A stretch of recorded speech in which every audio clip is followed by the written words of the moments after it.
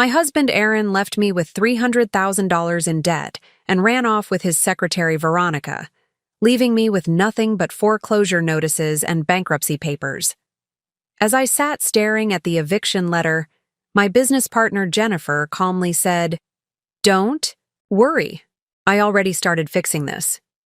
6 months later, I owned his penthouse, his company, and every asset he thought he'd hidden from me. The morning everything fell apart started like any other Tuesday in my comfortable suburban life. I was sitting in the kitchen of what I thought was our dream home in Westfield Heights. Before we jump back in, tell us where you're tuning in from, and if this story touches you, make sure you're subscribed, because tomorrow I've saved something extra special for you. Drinking coffee from the expensive Italian espresso machine Aaron had insisted we needed, when the doorbell rang with an urgency that made my stomach clench.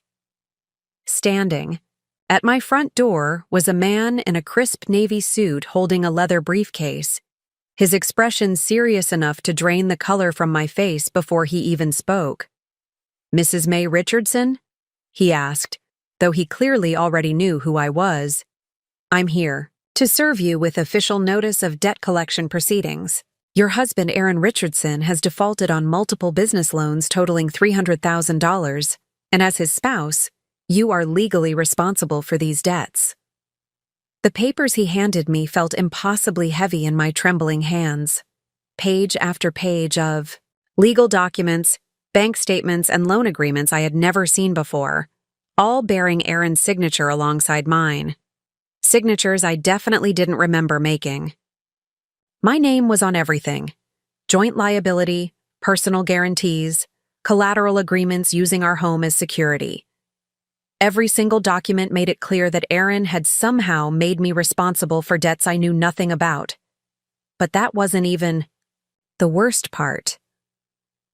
As I stood there trying to process the financial nightmare that had just landed on my doorstep, the debt collector's expression softened slightly, as if he was about to deliver news that would be even more devastating than the money problems.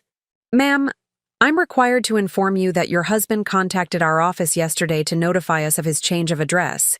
He's relocated to Miami with a woman named Veronica Hayes, and he's explicitly stated that he will not be contributing to the resolution of these debts." The world seemed to tilt sideways as his words sank in. Aaron hadn't just left me with crushing debt. He had abandoned me entirely, running off with his secretary to start a new life while leaving me to face the complete destruction of everything we had built together. The man handed me another envelope, this one containing Aaron's forwarding address and a brief note that made my blood run cold. "The business assets have been transferred. You'll need to handle the remaining obligations. I wish you the best." I stumbled back into the house, my legs barely supporting me as the full weight of the betrayal crashed down. Aaron hadn't just been unfaithful, he had been systematically destroying our financial future while planning his escape. The home we had lived in for 8 years, the one where we had hosted dinner parties and celebrated anniversaries, was apparently mortgaged to the hilt to cover business debts I had never heard of. The cars in our driveway, the furniture, even my jewelry, everything was listed as collateral in these loan agreements, but the most shocking revelation came when I called our bank to check our accounts. Every single account had been emptied 3 days ago. The joint savings account where we had been building our retirement fund, the checking account I used for household expenses, even the small emergency fund I had been secretly contributing to for years, all of it was gone. Aaron had cleaned out everything before disappearing, leaving me with literally nothing but mounting debt and a house that was about to be foreclosed on. I spent the next several hours in a state of complete shock, calling everyone I could think of who might be able to explain what had happened.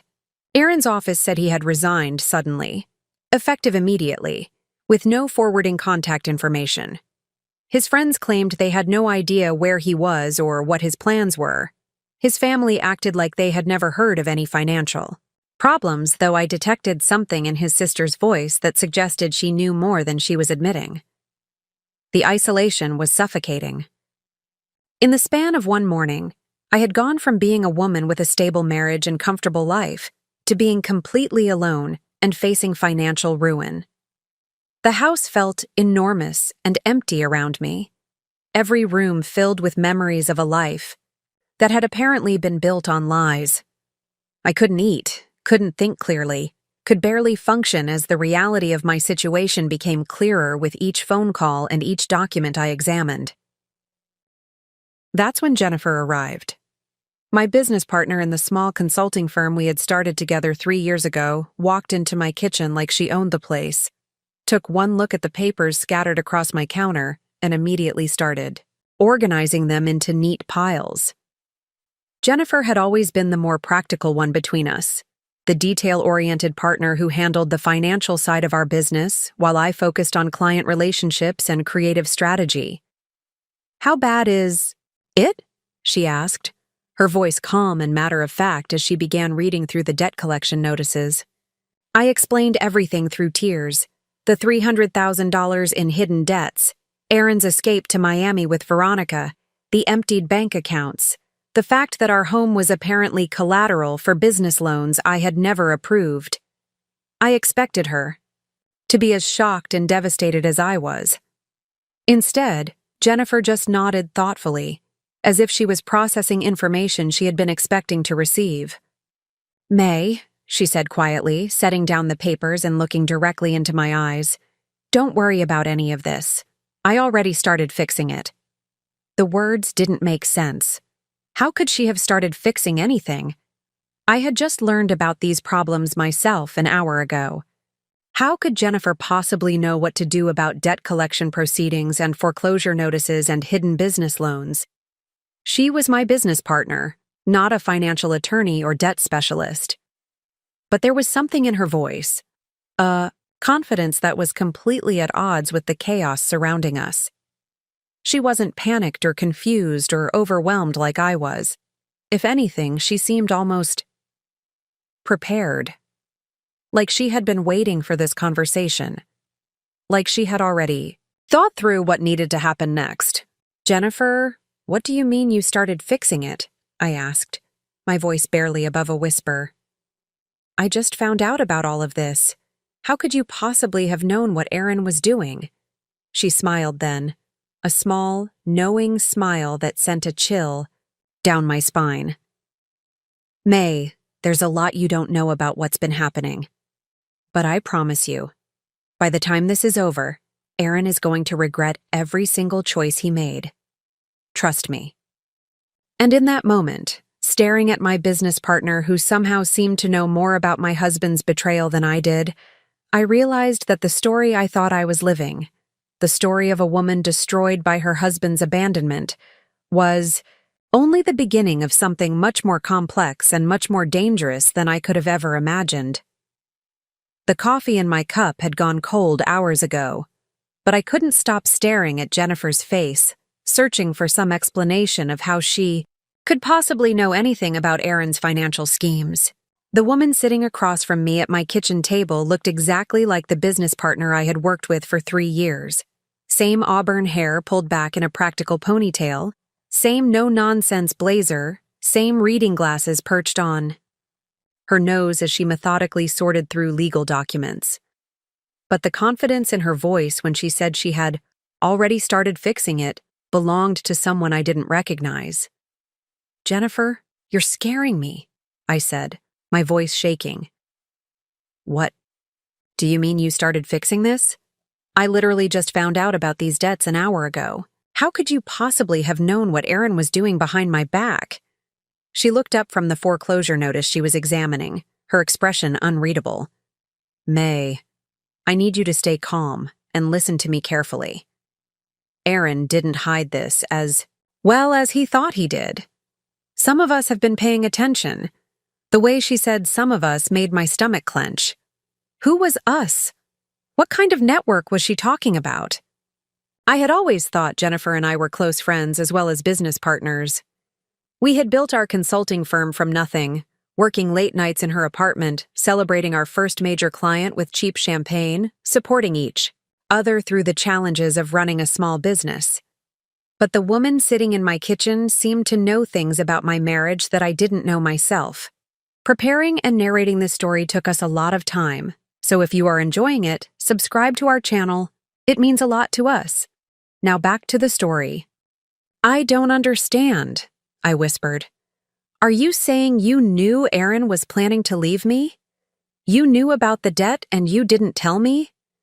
Jennifer set down the papers and leaned back in her chair, studying my face with an intensity that made me uncomfortable.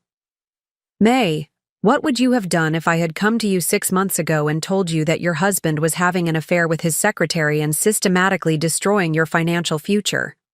Would you have believed me?" The question hit me like a physical blow. 6 months ago, I had been completely convinced that Aaron and I had a solid marriage.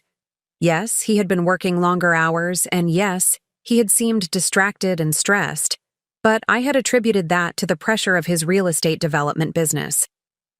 The idea that he was planning to abandon me with hundreds of thousands of dollars in debt while running off with Veronica would have seemed absolutely ridiculous. "You should have told me," I said, but even as the words left my mouth, I knew Jennifer was right. I wouldn't have believed her. I would have defended Aaron, accused her of being jealous or vindictive, maybe even ended our business partnership over it. The realization that I had been so blind, so naive, so completely trusting of a man who was systematically betraying me, made me feel sick. "I did try to warn you, May. Remember when I suggested we should keep our business finances completely separate from your personal accounts? Remember when I recommended that you get copies of all the loan documents Aaron was asking you to sign? You told me I was being paranoid." The memory came flooding back. 3 months ago, Jennifer had indeed suggested that I should be more careful about the financial documents Aaron brought home for me to sign. She had even offered to have her lawyer friend review some of the paperwork. But Aaron had been so dismissive of her concerns, laughing about how Jennifer didn't understand the real estate business, and I had sided with my husband. I had actually been annoyed with Jennifer for questioning Aaron's judgment. "Oh God," I breathed. "You tried to protect me and I didn't listen." "That's not important now," Jennifer said firmly. "What matters is what we do next. Aaron thinks he's gotten away with something, but he doesn't understand who he's dealing with. He made a very serious mistake when he decided to destroy your life." There was something in her tone that made me look at her more carefully. Jennifer had always been the quieter, more reserved one in our partnership. She handled the books, managed client contracts, dealt with the legal aspects of our business while I focused on presentations and relationship building. But the woman sitting across from me now had an edge I had never seen before. A coldness. That was completely foreign to the Jennifer I thought I knew. "What kind of mistake?" I asked, though I wasn't sure I wanted to hear the answer. Jennifer smiled, and for the first time since she had arrived, she looked genuinely pleased. "Aaron thinks he's dealing with a naive housewife who will crumble under the pressure of debt collection and foreclosure proceedings. He has no idea that his wife's business partner has been documenting every suspicious transaction, every forged signature, every illegal transfer of assets for the past 6 months. My heart started beating faster. "What are you saying? What kind of documentation?" "Bank records showing that Aaron has been transferring money to offshore accounts. Email communications between Aaron and Veronica discussing their plans to relocate assets before abandoning you with the debt. Security camera footage from his office showing him accessing your personal information and forging your signature on loan documents. Phone records proving that he's been coordinating with financial institutions to ensure that you would be held responsible for debts you never agreed to take on." I stared at her in complete shock. The level of preparation and surveillance she was describing was far beyond anything a normal business partner would undertake. This wasn't just Jennifer being cautious or protective. This was someone who had been conducting a systematic investigation of my husband's activities. "Jennifer, how did you get all of this information? Some of what you're describing sounds like espionage." She laughed softly, but there was no humor in it. "May, you're going to learn that there are a lot of things about me that you don't know." Just like there were a lot of things about Aaron that you didn't know. The difference is that my secrets are going to save you, and his secrets were going to destroy you. The kitchen fell silent, except for the ticking of the clock on the wall. I felt like I was looking at a complete stranger, someone who had been hiding in plain sight for 3 years while I built a business and a friendship with her.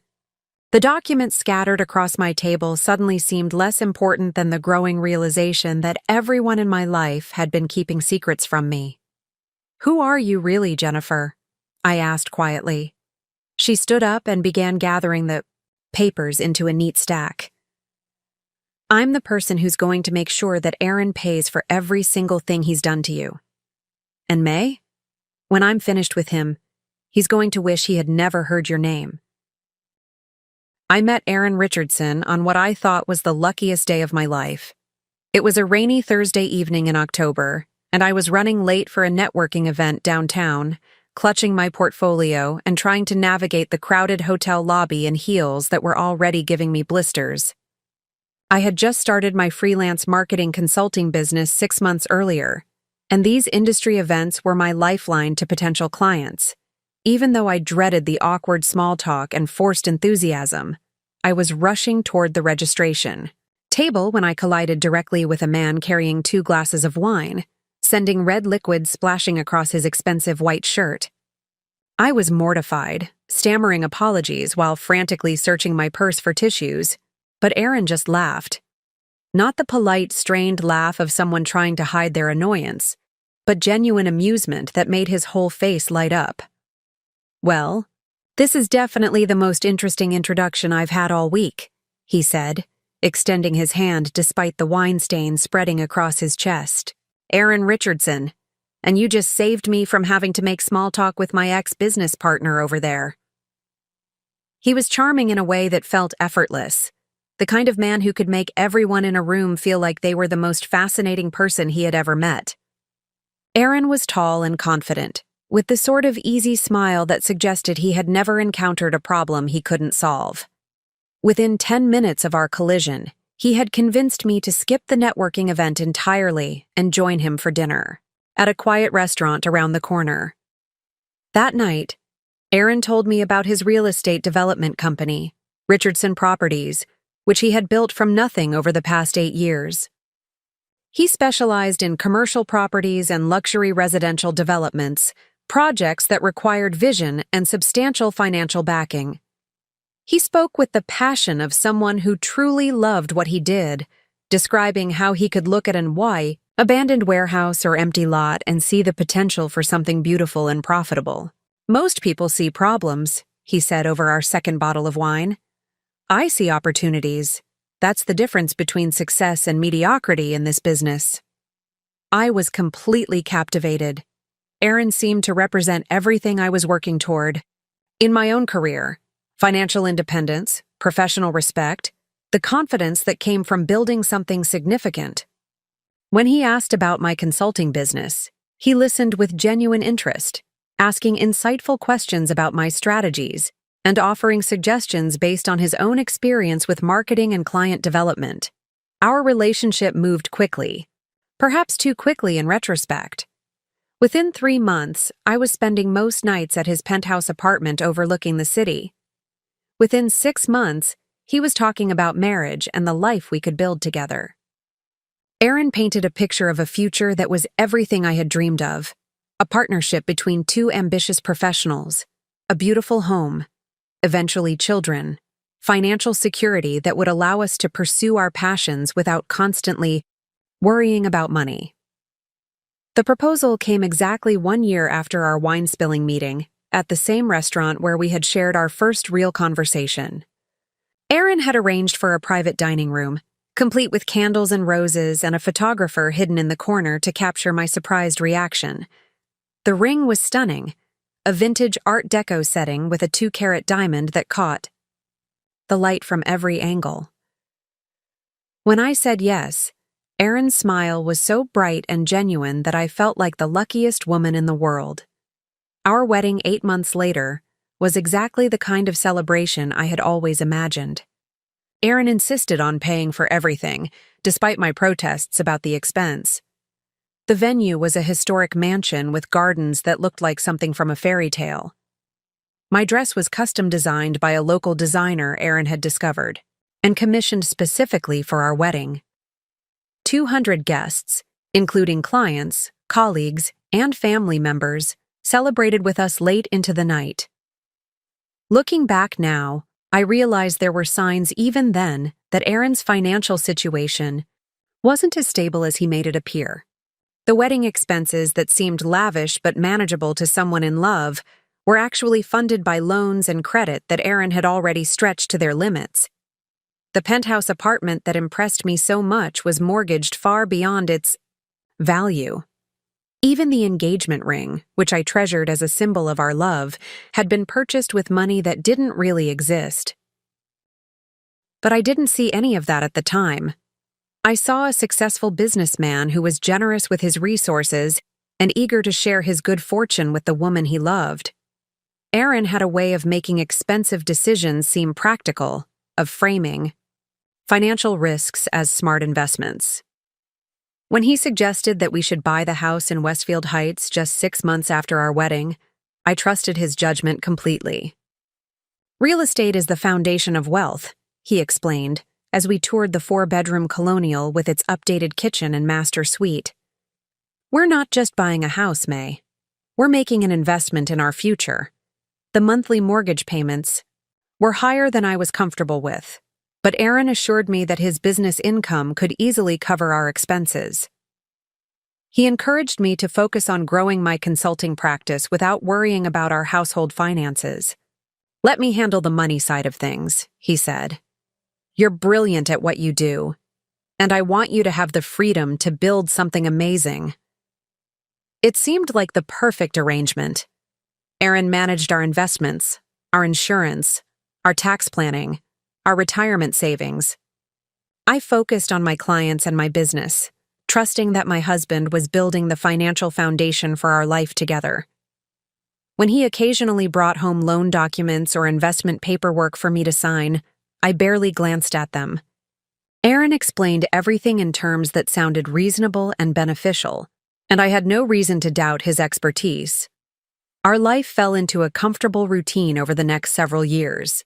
Aaron would leave early for site visits and client meetings, often not returning until late in the evening. I worked from our home office, taking calls with clients and developing marketing strategies for small businesses throughout the region. We hosted dinner parties for Aaron's business associates, took weekend trips to wine country, talked about starting a family once our careers were more established. I thought we were building something solid and lasting together. I thought Aaron's long hours and frequent stress were the natural result of growing a successful business. I thought the occasional tension in our conversations about money was just the normal adjustment period of two independent people learning to share their financial lives. I had no idea that Aaron was systematically destroying our future while pretending to build it. What unsettled me most about Jennifer's behavior wasn't what she was saying. It was how she was saying it. While I sat at my kitchen table feeling like my entire world had collapsed around me, Jennifer moved through my house with the calm efficiency of someone organizing a dinner party, rather than dealing with a financial catastrophe that could destroy my life. She had taken over my kitchen counter completely, spreading the debt collection notices across the granite surface in neat, organized rows. Bank statements were sorted by date in one pile, loan documents in another, legal notices in a third. She worked with the methodical precision of someone who had done this before, occasionally making notes in a leather portfolio she had pulled from her briefcase. "Jennifer, how are you so calm about this?" I asked, watching her photograph each document with her phone. "I'm about to lose everything, and you're acting like you're reviewing quarterly reports." She looked up from a foreclosure. Notice her expression patient but focused. "May, panic doesn't solve problems. Organization and strategy solve problems. Right now, we need to understand exactly what Aaron did and when he did it before we can figure out how to undo it." But it wasn't just her organizational approach that felt wrong. It was the complete absence of surprise or shock at anything. She was reading. When I had first seen the debt collection notices, My hands had shaken so badly I could barely hold the papers. When I learned about the forged signatures and hidden loans, I had felt physically sick.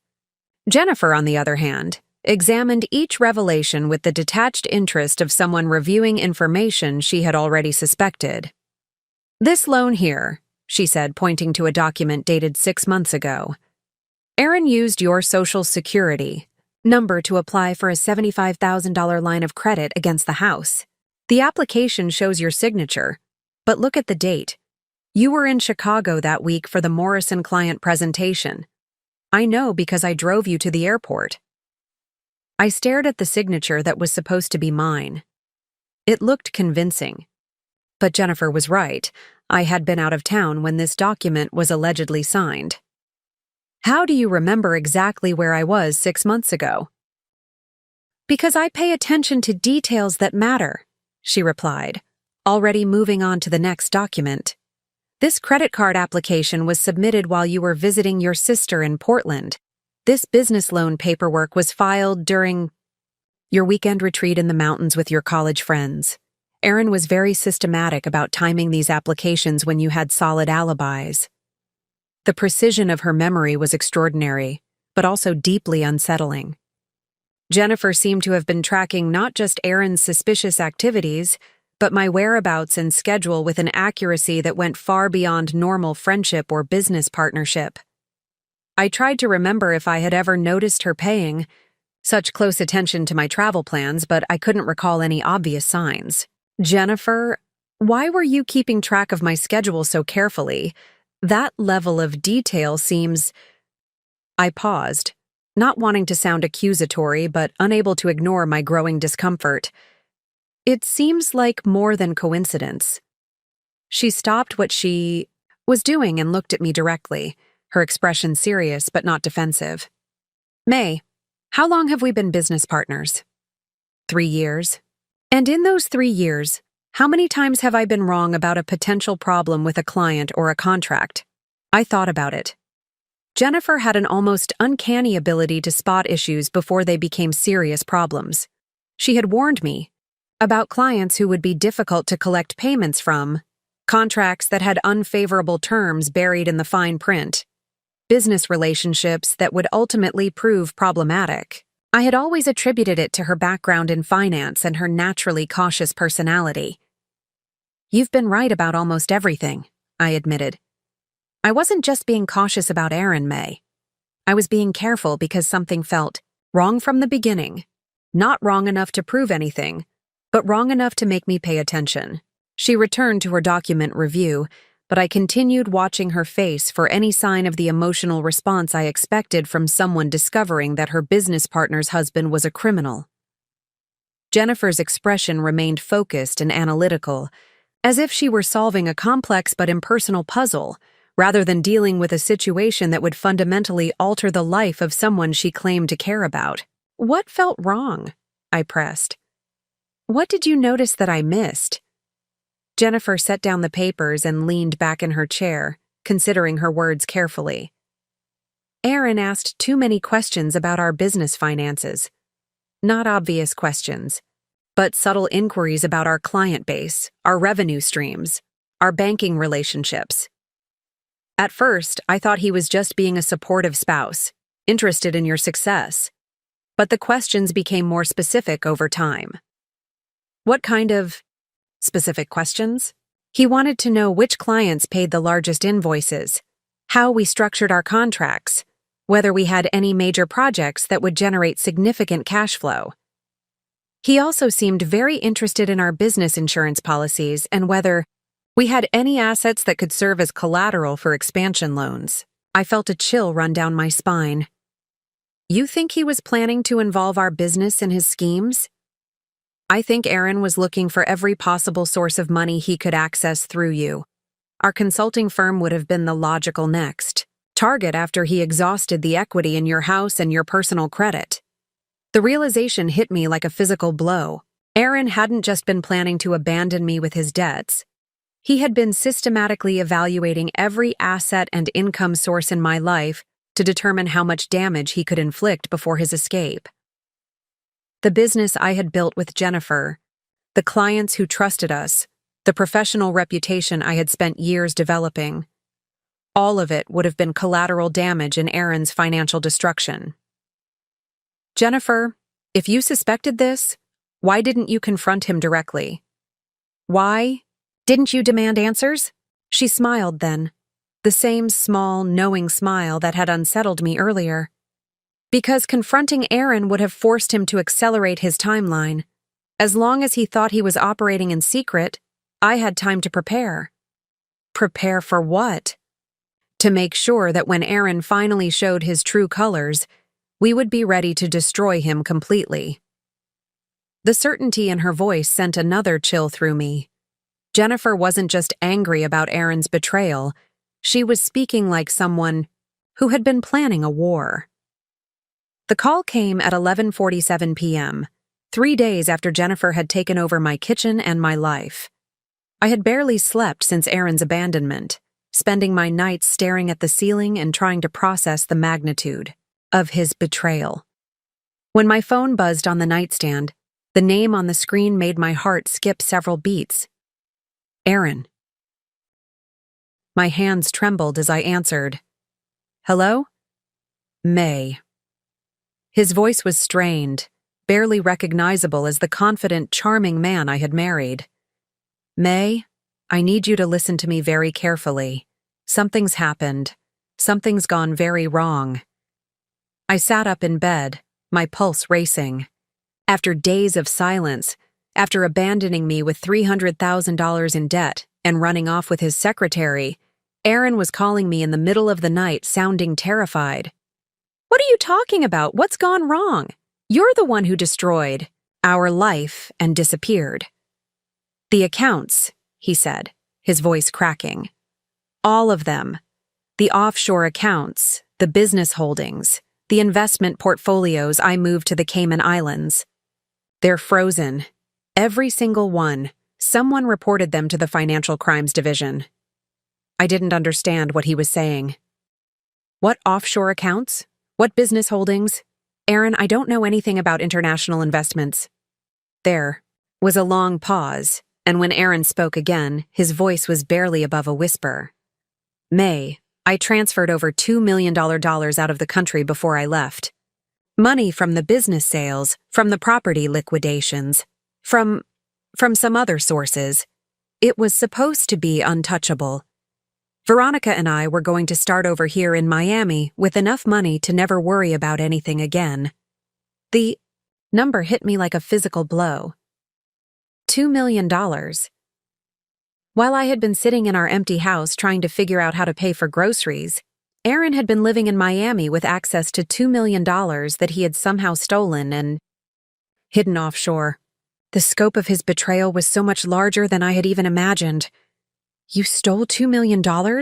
I managed to say. It wasn't stealing, Aaron said quickly, though his tone suggested he didn't believe his own words. It was money from business. Transactions, asset sales, legitimate deals. I just structured things so that the money would be protected from the debt collectors and the bankruptcy proceedings.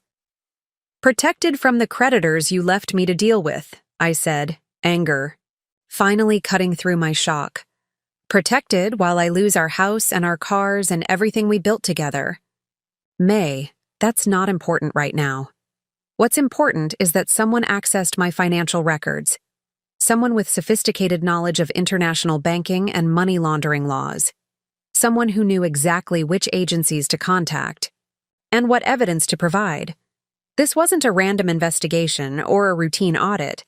Someone deliberately targeted me. Something about his panic triggered a memory.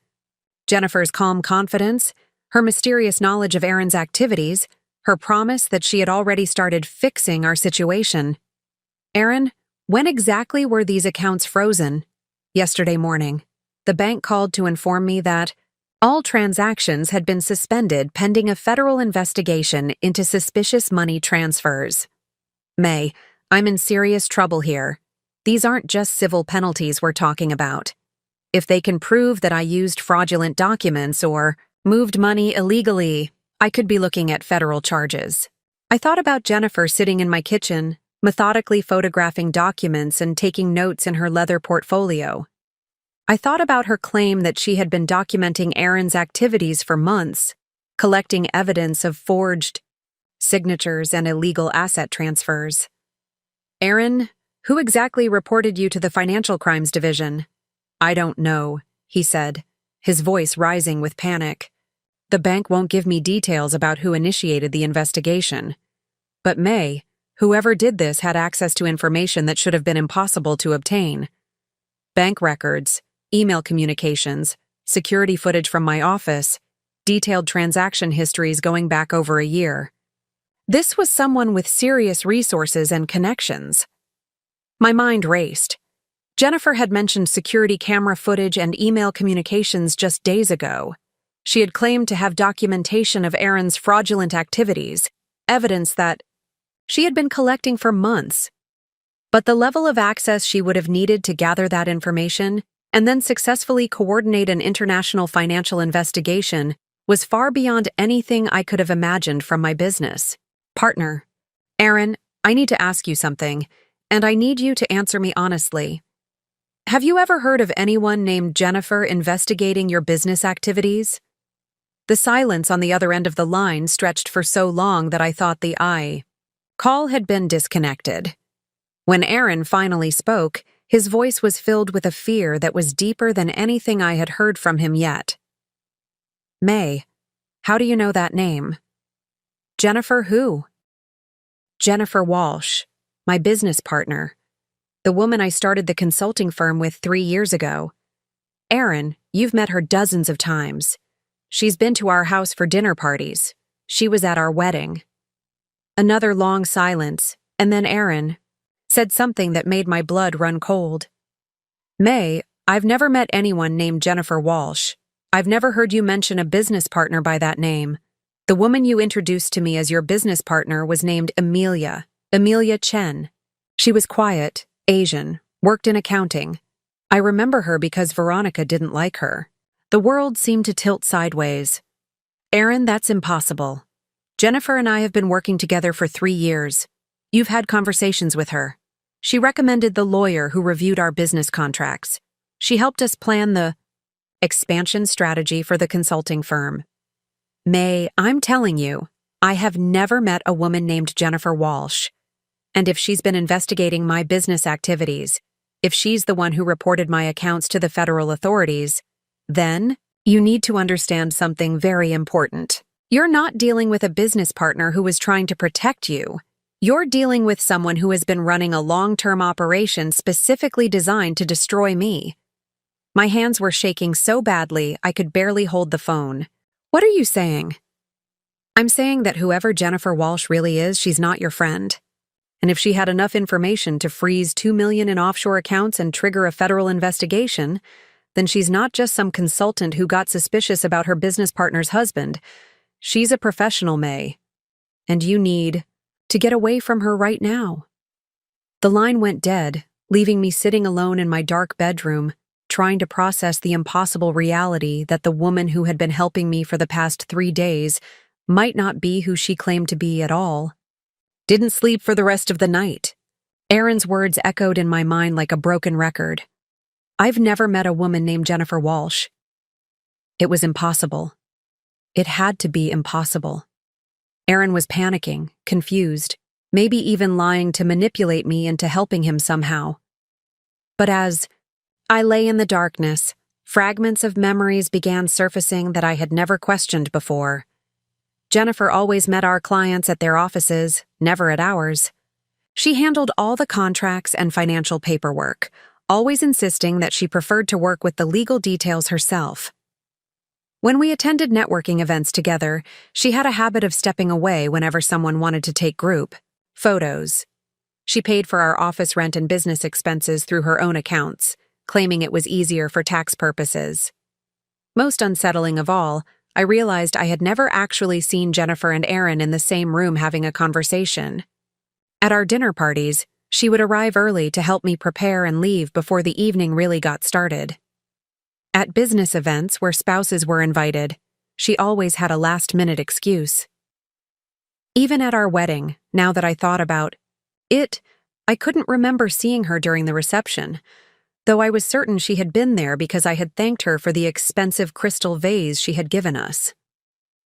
When Jennifer arrived at my house the next morning with coffee and pastries, she looked exactly the same as always.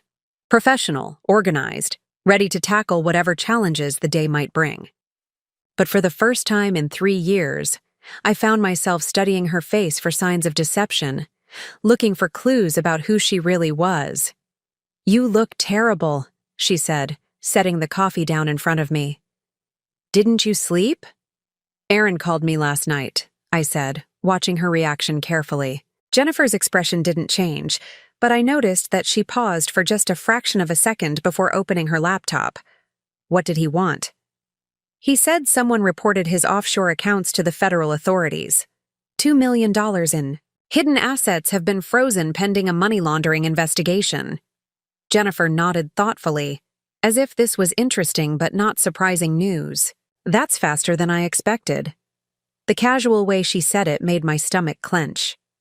"Faster than you expected? Jennifer, what does that mean?" She looked up from her laptop screen, and for the first time since I had known her, Jennifer's expression was completely unguarded. There was no pretense of confusion or concern, no attempt to appear shocked by the revelations about Aaron's criminal activities. Instead, she looked at me with the calm assessment of someone who had been waiting for this conversation. "It means that Aaron's financial crimes were reported to the appropriate authorities with enough evidence to trigger an immediate investigation.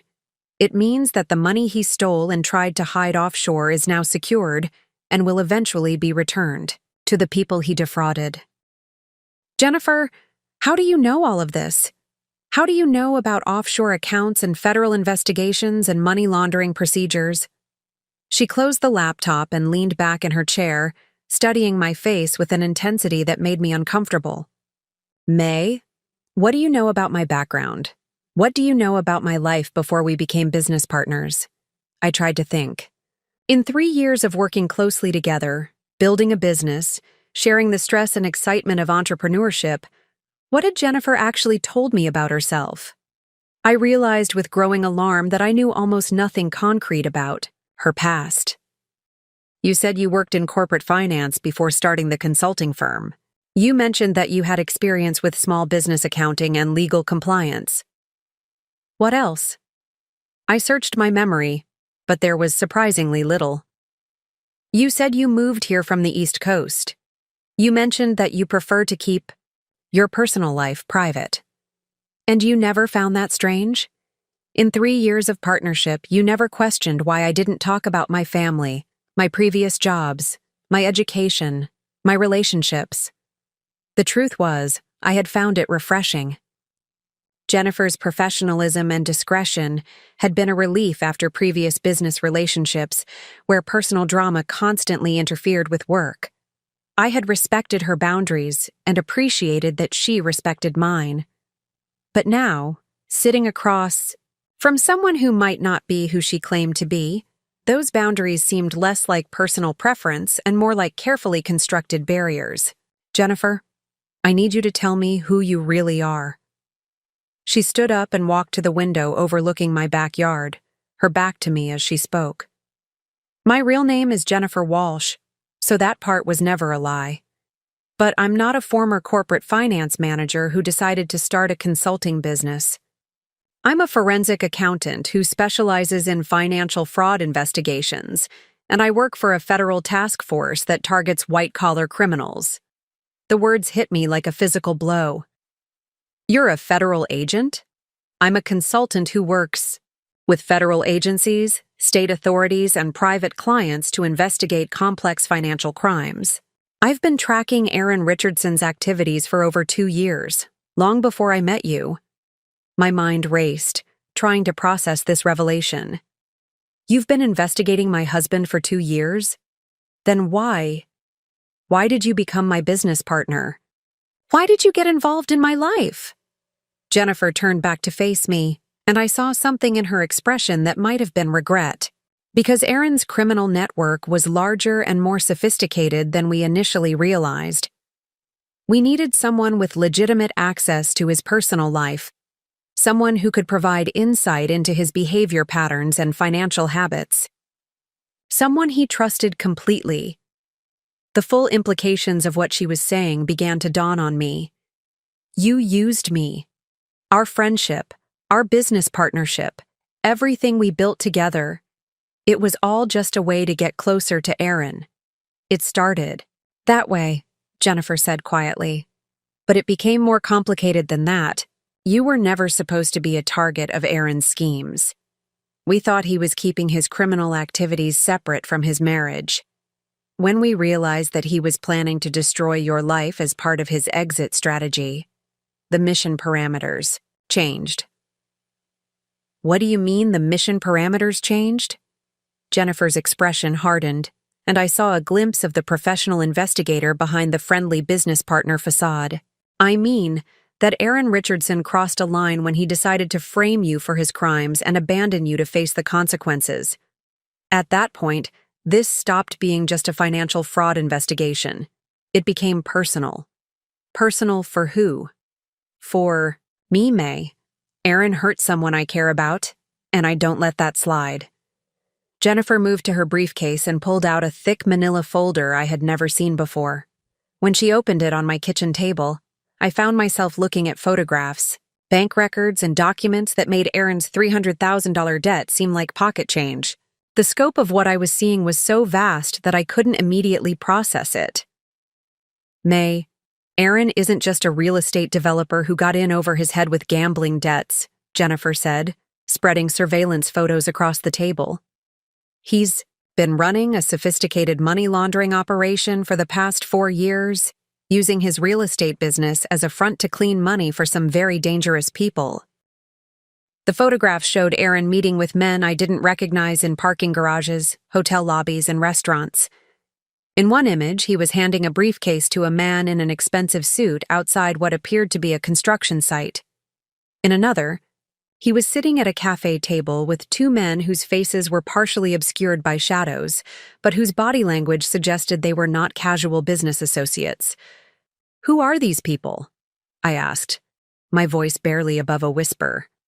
Drug dealers, arms traffickers, human trafficking operations. Aaron's real estate company has been purchasing properties with dirty money, renovating them with inflated budgets that allow for cash kickbacks, and then selling them to create clean investment returns for criminal organizations, Jennifer pointed to a bank statement showing a series of large deposits and withdrawals. This property here in downtown, Aaron purchased it for $800,000 using money from a drug trafficking ring. He spent $1.2 million on renovations, but the actual construction costs were only $400,000. The extra $800,000 went back to the criminal organization as profit sharing from a legitimate real estate investment. I stared at the numbers, trying to understand how the man I had shared a bed with for years could have been involved in something so complex and dangerous. Jennifer, are you saying that our house, our lifestyle, everything we had was built on money from drug dealers and criminals? Not just built on it, May. Aaron's been using your identity, your credit, your legitimate business reputation to make his money laundering operation appear more credible.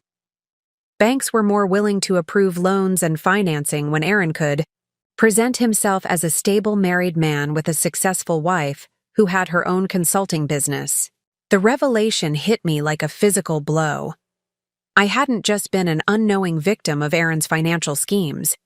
I had been an unwitting accomplice, providing legitimacy and credibility that allowed him to clean millions of dollars in criminal proceeds.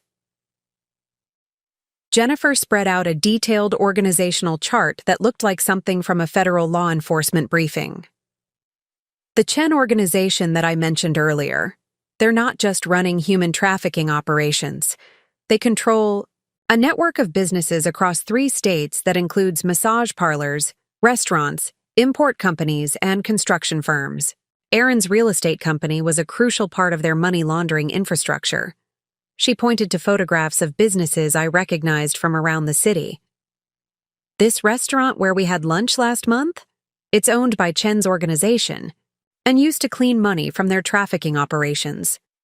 This construction company that Aaron claimed was his biggest competitor?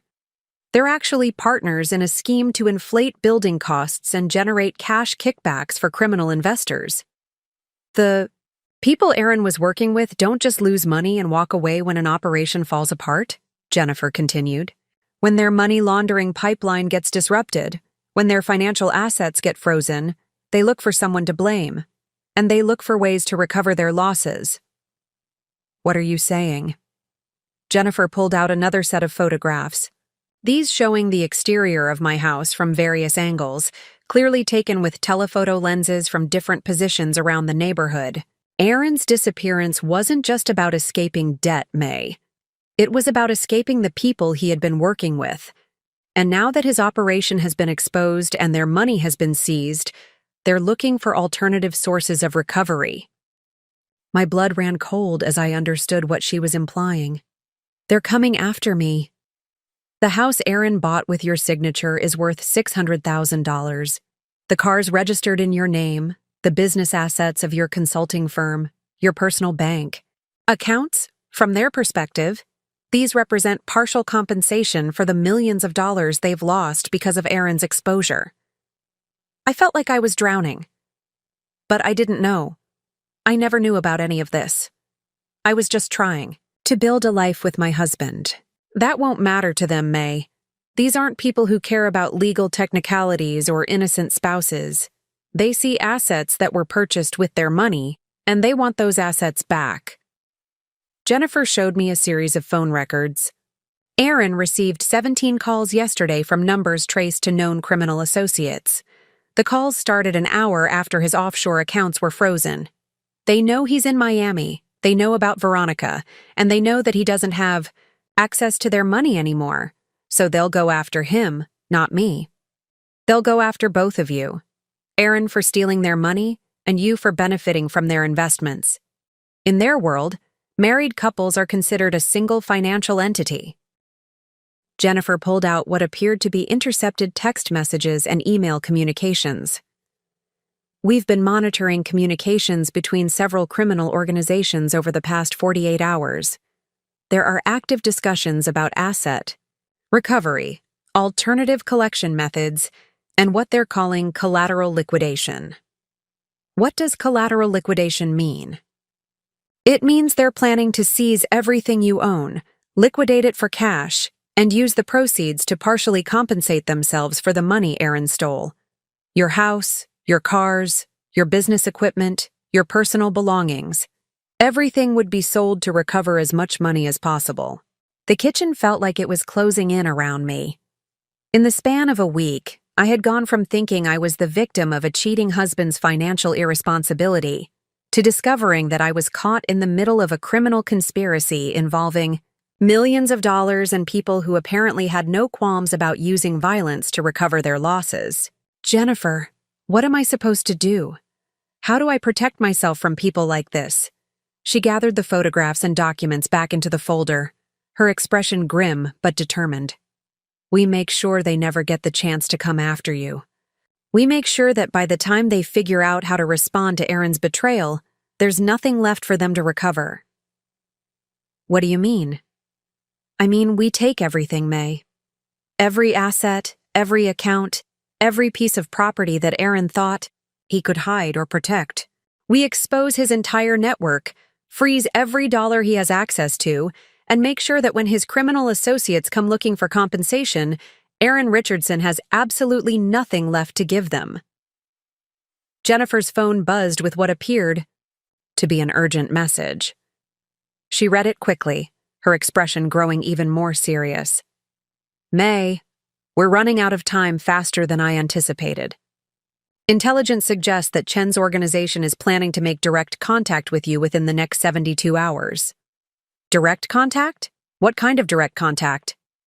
The kind that involves making demands and threatening consequences if those demands aren't met. They're not going to send lawyers or debt collectors, May. They're going to send people who specialize in persuasion through intimidation. I felt my hands start to shake again. How is this possible? How did my life become a crime thriller? Because Aaron Richardson chose to build his criminal empire using your identity as collateral, and now that empire is collapsing. But here's what Aaron didn't anticipate. He left behind enough evidence for us to take everything he thought he had secured, and we're going to use that evidence to make sure his criminal associates understand that pursuing you would be a very expensive mistake. How do we do that? Jennifer stood up and began packing her materials with the efficiency of someone preparing for a complex operation. We make them an offer they can't refuse, May. We give them Aaron's head on a platter, along with complete documentation of his crimes and evidence that will help them recover at least some of their losses through legitimate legal channels. In exchange, they leave you alone permanently. And if they refuse the offer, then we make sure they understand that going after you means going to war with federal law enforcement agencies that now have enough evidence to destroy their entire criminal network. As Jennifer prepared to leave, I realized that the next phase of this nightmare was about to begin, and that everything I thought I understood about my situation was about to change again. I sat in my empty living room at 3 a.m, surrounded by the remnants of a life that had never been real. Jennifer had left hours earlier, taking her files and photographs with her, but the images were burned into my memory. Aaron passing briefcases to strangers, bank records showing millions of dollars moving through accounts I had never heard of. Surveillance photos of our house taken by people whose faces I couldn't see. The worst part wasn't the money or even the danger. It was the complete dissolution of everything I had believed about myself. For 3 years, I had thought I was a successful small business owner, building a consulting firm with a trusted partner. For 5 years before that, I had thought I was a loving wife, supporting her husband's legitimate real estate business. But Jennifer's revelations had stripped away every layer of that identity, leaving me staring at the truth. I had been a pawn in someone else's game from the very beginning. I picked up the wedding photo from the mantelpiece, the one where Aaron and I were cutting the cake while our guests applauded around us. We looked so happy, so genuinely in love.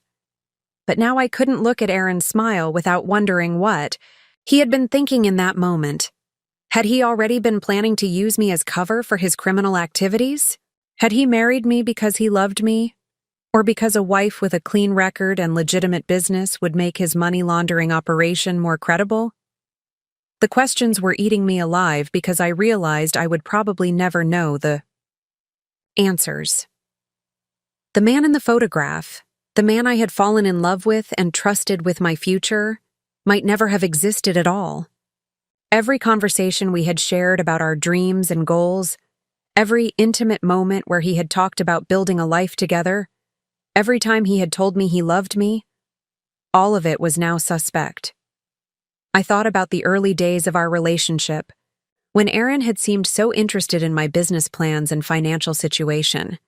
I had been flattered by his attention, impressed that such a successful man would take my small consulting firm seriously. Now I understood that his questions hadn't been about supporting my dreams. They had been about evaluating my usefulness as a legitimate front for his criminal activities. The house felt enormous and threatening around me. Every piece of furniture, every appliance, every decoration had been purchased with money that came from sources I couldn't even fully comprehend.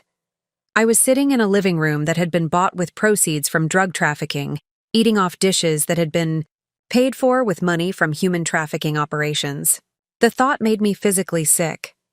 I walked through each room, trying to remember when we had purchased different items, wondering which ones had been bought with legitimate money and which ones were tainted by criminal proceeds. The expensive coffee machine that Aaron had insisted we needed, had that been purchased with money from drug dealers? The artwork on our walls, the custom furniture, the designer clothes in my closet, how much of our lifestyle had been funded by the suffering of other people? But underneath the nausea and betrayal was something else. Rage. Pure, burning fury at Aaron for what he had done to me, at myself for being so trusting and naive, and at the entire situation that had turned my life into a lie. I had worked so hard to build something legitimate and honest, only to discover that I had been used as camouflage for activities that destroyed other people's lives. The anger was almost a relief after days of feeling helpless and confused. For the first time since Jennifer had revealed Aaron's true nature, I felt something other than victimhood. I felt like someone who had been wronged and who had the right to fight back. I started making a list of everything I could remember about Aaron's business activities, every conversation that had seemed odd at the time, but that I had dismissed. The late-night phone calls he claimed were from clients in different time zones. The business trips that seemed to involve more cash transactions than typical real estate deals. The way he always insisted on handling our taxes and financial planning personally, never letting me see the complete picture of our assets and liabilities. There had been signs, I realized. Subtle indicators that something wasn't quite right about Aaron's business operations. But I had been so focused on building my own career, so trusting of the man I loved, that I had ignored my instincts and accepted his explanations without question. I remembered a conversation from 6 months ago when Aaron had come home late, from what he claimed was a client dinner. He had seemed agitated, distracted, and when I asked about his evening, he had given me vague answers about difficult negotiations and demanding investors. At the time, I had attributed his mood to work stress. Now I wondered if he had been meeting with criminal associates, discussing money laundering transactions that were putting our entire life at risk. The realization that I had been complicit in my own deception was almost harder to bear than Aaron's betrayal. I was supposed to be an intelligent, independent woman who could recognize when something was wrong. But I had been so blinded by love and trust that I had handed over control of my financial life to someone who was systematically destroying it. I thought about all the dinner parties we had hosted, all the business associates Aaron had introduced, me too. All the conversations where I had played the role of the supportive wife, discussing our shared dreams and goals. How many of those people had been criminals? How many of those conversations had been about illegal activities that I was too naive to recognize? The photographs Jennifer had shown me flashed through my mind. Aaron shaking hands with human traffickers, exchanging briefcases with drug dealers, conducting business in parking garages and hotel lobbies like something from a crime movie. The man in those photographs was a stranger to me, someone I had never seen before despite sharing a home with him for years. I pulled out my phone and scrolled through old text messages from Aaron, looking for clues I might have missed. Working late again tonight, important client meeting. Have to travel to San Diego for a few days, big project opportunity. Sorry dinner will be cold, complicated negotiations. How many of those messages had been lies? How many of those absences had been criminal meetings rather than legitimate business? As the sun began to rise outside my kitchen window, I made a decision that felt like stepping off a cliff into unknown territory. I wasn't going to be a victim anymore. I wasn't going to sit in this house waiting for criminal organizations to come after me for crimes I didn't commit. I wasn't going to let Aaron disappear into his new life in Miami while leaving me to face the consequences of his choices. Jennifer had offered to help me take everything Aaron had hidden, to expose his criminal network and protect me from the people he had been working with. At the time, I had been too overwhelmed to fully understand what she was proposing. But now, sitting in the ruins of my former life, I understood that revenge wasn't just an option. It was survival. Aaron had declared war on my future when he decided to use me as collateral damage in his criminal escape plan. Now it was time to fight back with everything I had. He had taught me that trust was a luxury I could no longer afford, that the people closest to us could be the most dangerous enemies, and that sometimes the only way to protect yourself was to destroy the people who threatened you. I wasn't the naive, trusting woman Aaron had married. That woman was gone, replaced by someone who understood that in a world where people could smile at you while planning your destruction, the only safe response was to strike first and strike decisively. Aaron Richardson was about to learn that abandoning his wife had been the biggest mistake of his criminal career. By 7 a.m., I had made my decision.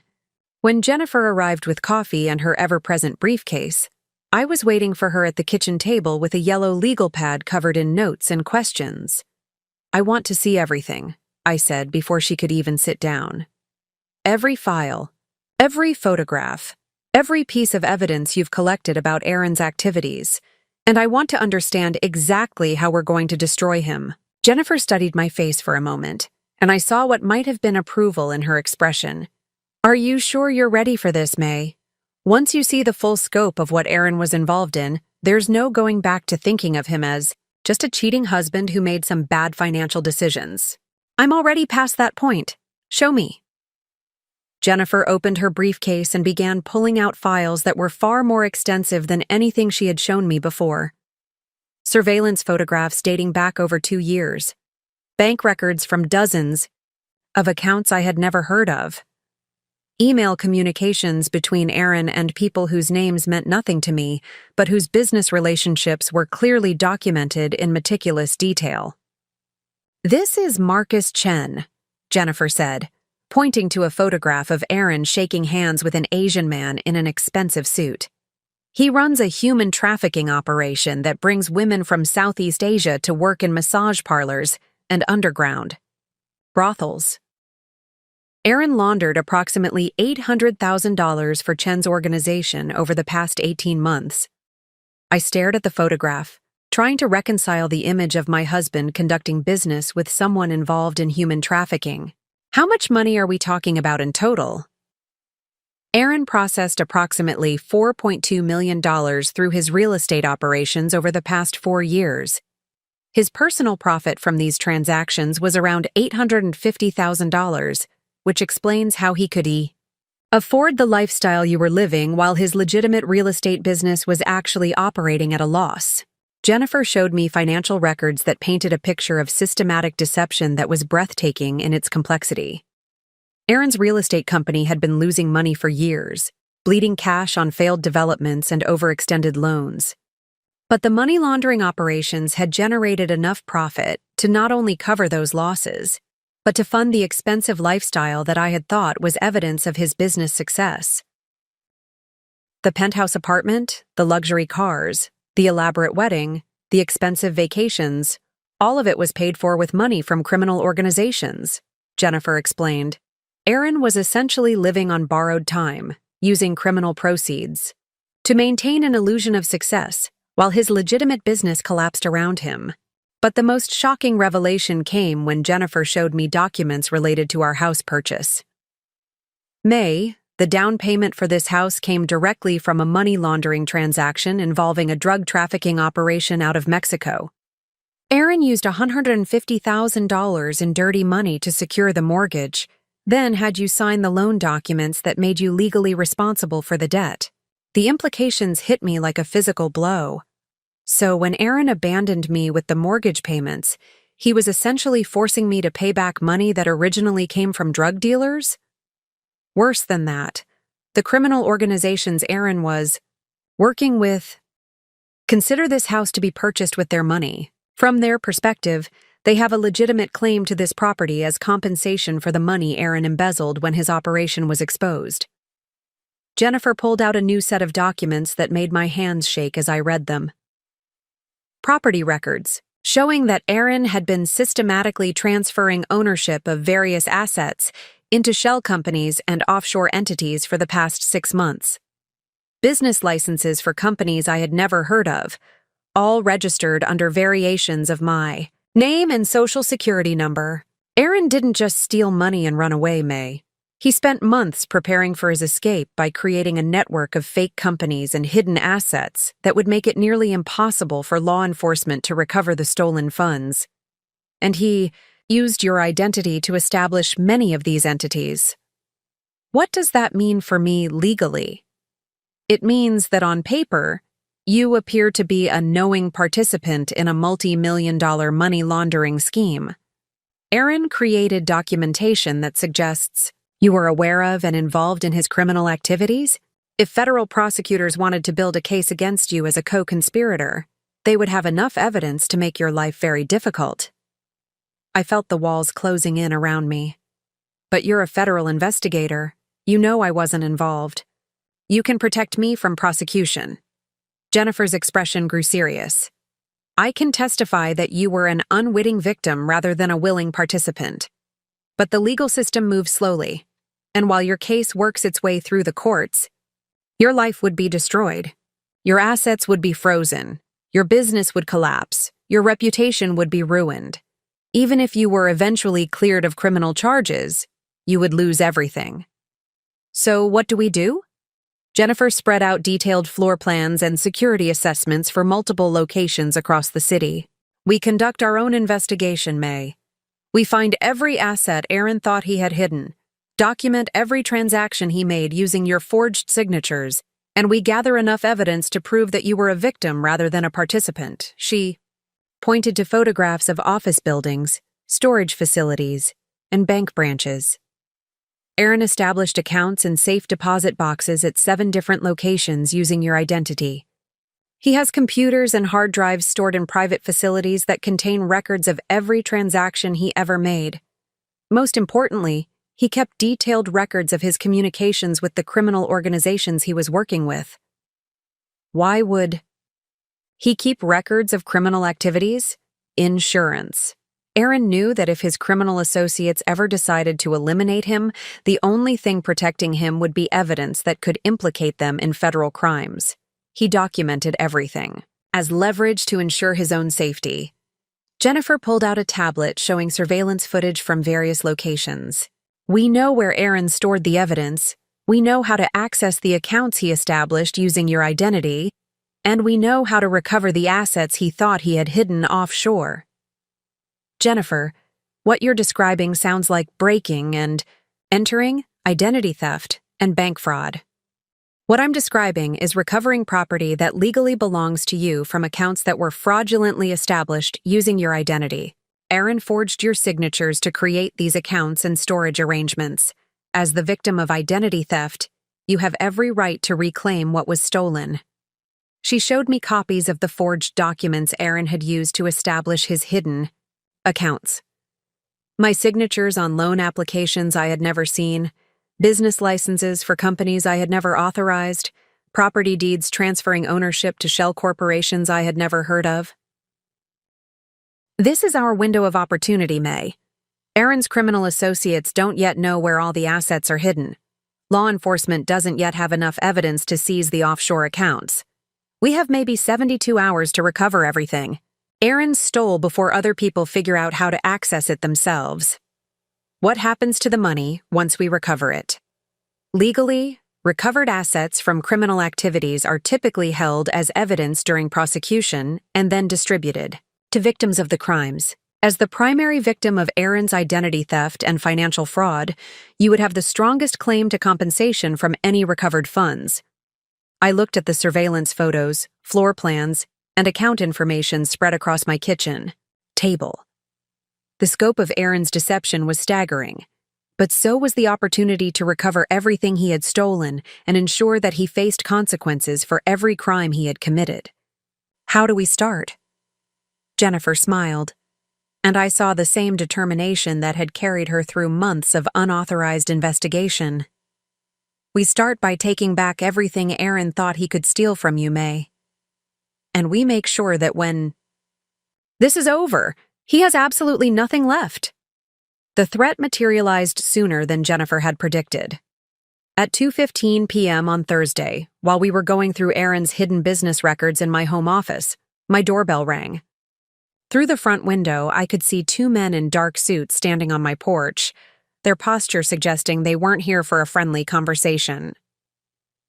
"Don't answer it," Jennifer said immediately, moving to the window to get a better look at our visitors. Those aren't federal agents or debt collectors. The men were both tall and well-dressed, but there was something about the way they stood and moved that suggested they were accustomed to getting what they wanted through intimidation, rather than legal processes. One of them was speaking quietly into a cell phone while the other examined the exterior of my house with the methodical attention of someone planning a return visit. "Who are they?" I whispered, though I was already afraid I knew the answer. "Representatives of Aaron's former business partners. They're here to assess what assets might be available for recovery. Jennifer pulled out her own phone and began taking photographs of the men through the window. The tall one on the left is Casper Molina. He works for the Chen organization I showed you earlier. The other one is Jason Voss. He's muscle for a drug trafficking ring that Aaron laundered money for last year. My blood ran cold. These weren't lawyers or investigators. These were the actual criminals that Aaron had been working with. And they were standing on my front porch evaluating my home like it was merchandise they intended to collect. The doorbell rang again, followed by a firm knock that suggested they weren't planning to leave without some kind of response. Jennifer grabbed my arm and pulled me away from the window. "We're going out the back door right now," she said, already moving toward the kitchen. "These people don't make social calls, and they're not here to negotiate payment plans." "But this is my house," I protested, even as I followed her toward the rear of the building. "I can't just run away from my own home." "May, these are the people who traffic human beings and distribute drugs for a living. Your legal ownership of this house means nothing to them. If they think this property represents partial compensation for the money Aaron stole, they will take it by whatever means necessary." We slipped out through the back door and made our way to Jennifer's car, which was parked in the alley behind my house. As we drove away, I could see the two men walking around the perimeter of my property, taking photographs and making notes. One of them was trying the handle on my back gate. "Where are we going?" I asked, my hands shaking as the reality of the situation sank in. "Jennifer, I can't just abandon everything I own. My clothes, my personal belongings, my business records. Everything I need is in that house. We're going to a safe location where we can work without interruption," Jennifer replied, her voice calm despite the circumstances. "And May, you need to understand that your personal belongings are the least of your concerns right now. Those men weren't just looking at your house. They were evaluating how difficult it would be to take possession of it." She drove us to a nondescript office building downtown, using a keycard to access an underground parking garage. The elevator required another keycard to reach the 8th floor, where Jennifer led me through a series of security doors to an office that looked more like a command center than a typical workplace. Multiple computer screens displayed financial data, surveillance footage, and what appeared to be real-time tracking information.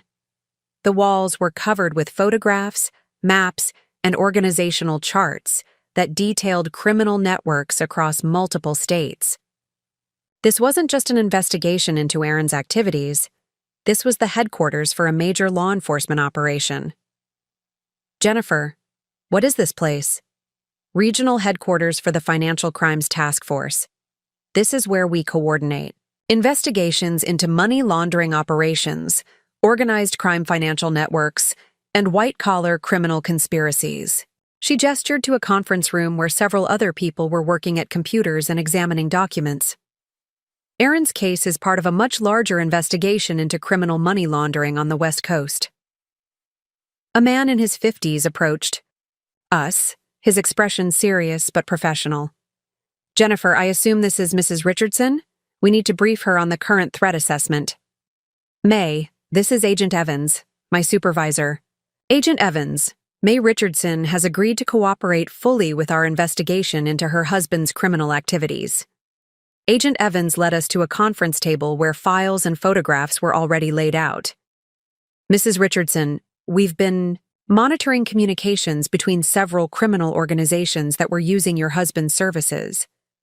As of this morning, there are active discussions about recovering assets through what they're calling alternative collection methods." "What does that mean?" I asked, though I was afraid I already knew. "It means they've identified you as a target for kidnapping, extortion, or direct seizure of property. These organizations have lost millions of dollars because of your husband's exposure, and they view you as a legitimate source of compensation." The room seemed to spin around me. How is that possible? I didn't even know about Aaron's criminal activities. "That's irrelevant to them, Mrs. Richardson. You benefited from the proceeds of their money laundering operations. You're legally connected to the assets they consider theirs, and you're significantly more accessible than your husband, who is currently protected by geographic distance and federal surveillance in Miami. Agent Evans pulled out a series of surveillance photographs showing my house, my car, and what appeared to be images of me leaving my office building.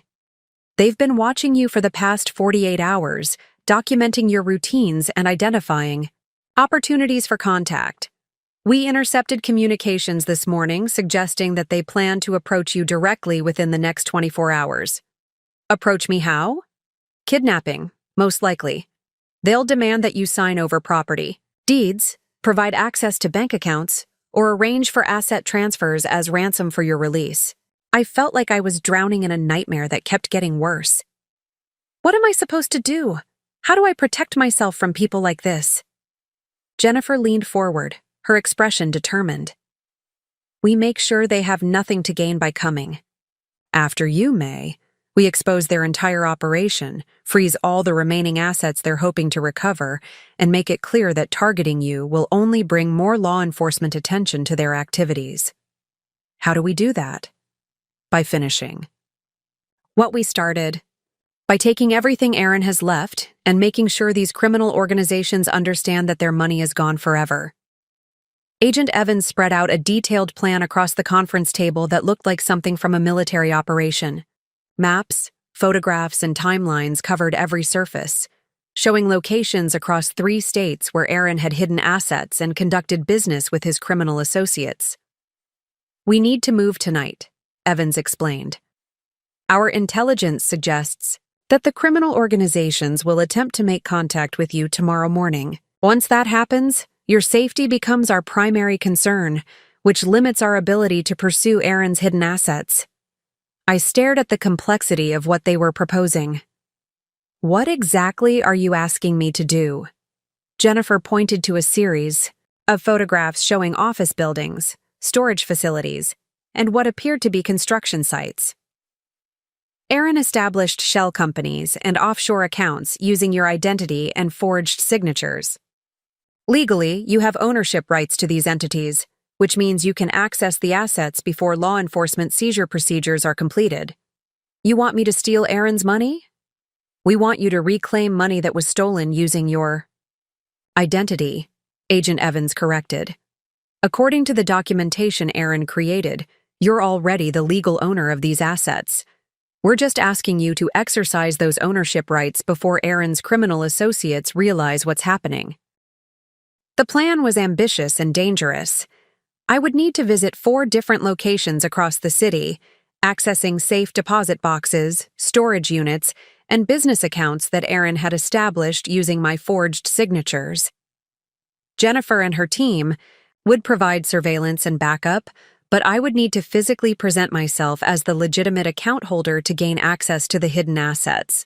What if Aaron changed the access codes or moved the money? I asked. What if his criminal associates are already watching these locations? That's a risk we have to take, Jennifer replied. But Aaron's communications suggest that he believed these assets were completely secure. He was planning to access them himself once the initial investigation died down. Agent Evans handed me a thick folder containing account numbers, access codes, and forged identification documents that would allow me to pose as an authorized representative of Aaron's shell companies. Mrs. Richardson, I need you to understand that what we're asking you to do exists in a legal gray area. You're using fraudulent documents to access accounts that were established through identity theft, even though the identity that was stolen was your own. What are the legal risks for me? If everything goes according to plan, you'll be protected as a cooperating witness in a federal investigation. If something goes wrong, if you're arrested or if Aaron's associates identify you during these operations, the legal protections become much more complicated. I looked at the photographs and documents spread across the table, trying to process the magnitude of what they were asking me to do. 6 months ago, I had been a small business owner worried about quarterly tax payments and client retention. Now I was being asked to conduct what amounted to a coordinated heist against my own husband's criminal network. How much money are we talking about? Jennifer consulted a spreadsheet on her laptop. Conservative estimates suggest that Aaron has approximately $1.3 million in accessible assets across these various accounts and storage facilities. The actual amount could be significantly higher if he's been more successful at hiding money than our investigation has uncovered. The number was staggering. While I had been sitting in my empty house trying to figure out how to pay for groceries, Aaron had been living in Miami with access to over $1 million in hidden assets. And if we recover this money, what happens to it? Legally, the money will need to be held as evidence while the criminal cases are resolved, Agent Evans explained. But as the victim of identity theft and financial fraud, you would have a legitimate claim to compensation for the damages you've suffered. I stood up and walked to the window overlooking the city. Somewhere out there, Aaron was living comfortably in Miami with his secretary, probably congratulating himself on his successful escape. Meanwhile, I was hiding in a federal task force headquarters, planning to raid the very assets he thought he had secured for his new life. The irony wasn't lost on me. Aaron had spent months planning his elaborate escape, creating shell companies and hiding money in preparation for abandoning me with his debts. But his own criminal activities had attracted the attention of federal investigators who were now asking me to help them dismantle everything he had built. "I'll do it," I said, turning back to face Jennifer and Agent Evans. "But I want to understand exactly what happens to Aaron when this is over." Jennifer smiled, and I saw the same cold determination that had unsettled me when she first revealed her true identity. "Aaron Richardson's criminal career ends tonight, May. When we're finished, he'll have no money, no assets, no criminal contacts willing to work with him, and a federal indictment that will follow him wherever he tries to run." "What about Veronica?" "Veronica. Hayes has been receiving and spending money that she knew came from criminal activities. She's going to discover very quickly that being Aaron's girlfriend makes her an accessory to money laundering and conspiracy charges." Agent Evans began gathering the documents and photographs. "Mrs. Richardson, we need to move within the next 2 hours. Are you prepared to do this?" I thought about the men who had been standing on my front porch, evaluating my house like it was property they intended to steal. I thought about the months of lies and deception, the forged signatures and hidden debts, the complete destruction of everything I had thought was real about my life. "I'm ready," I said. "Let's take everything." He has. The first location was a high-end storage facility in the financial district, the kind of place where wealthy people kept valuable items they didn't want in their homes. Jennifer had coached me on how to act. Confident but not nervous, businesslike, but not suspicious. I approached the front desk with Aaron's forged documents, my heart pounding so hard I was certain the security guard could hear it. "I need to access Unit 247, I said, handing over the identification that showed me as the authorized representative of Richardson Holdings, LLC. "I believe the account is current." The guard checked his computer and nodded. "Yes, ma'am. The unit was paid through the end of the year. I'll need to see your access code." I provided the numbers Jennifer had given me, and within minutes I was standing in front of a storage unit that contained 3 large safety deposit boxes and what appeared to be several computers and hard drives. Inside the first box, I found nearly $200,000 in cash, bundled in neat stacks and labeled with dates and transaction codes. But it was the contents of the second box that made me realize the true scope of what Aaron had been doing. Photographs of high-ranking government officials at private meetings with known criminals. Audio recordings of conversations that clearly involved bribery and corruption. Documents that suggested Aaron's money laundering operation was just one, part of a much larger criminal network that included elected officials, law enforcement personnel, and federal judges. I was photographing everything with the camera Jennifer had given me when my phone buzzed with a text message from an unknown number. "Stop what you're doing and walk away, or your business partner dies tonight." My hands started shaking as I read the message. They knew where I was. They knew what I was doing. And they had Jennifer. I called the number immediately, my voice trembling as someone answered on the first ring. Who is this? Where is Jennifer? Mrs. Richardson, you need to listen very carefully. The voice was calm and professional, with a slight accent I couldn't identify. Your federal agent friend is currently in our custody. She's unharmed, but her continued safety depends on your immediate cooperation. What do you want? We want you to stop interfering with business that doesn't concern you. We want you to return all documents and recordings you've taken from that storage facility. And we want you to provide us with the access codes for the remaining locations where your husband stored our money. I was trapped in a storage unit with evidence of massive government corruption, while criminals held the federal agent who had been trying to protect me. The situation had escalated far beyond anything I could have imagined. How do I know Jennifer is alive? You don't. But you'll know she's dead if you don't follow our instructions exactly.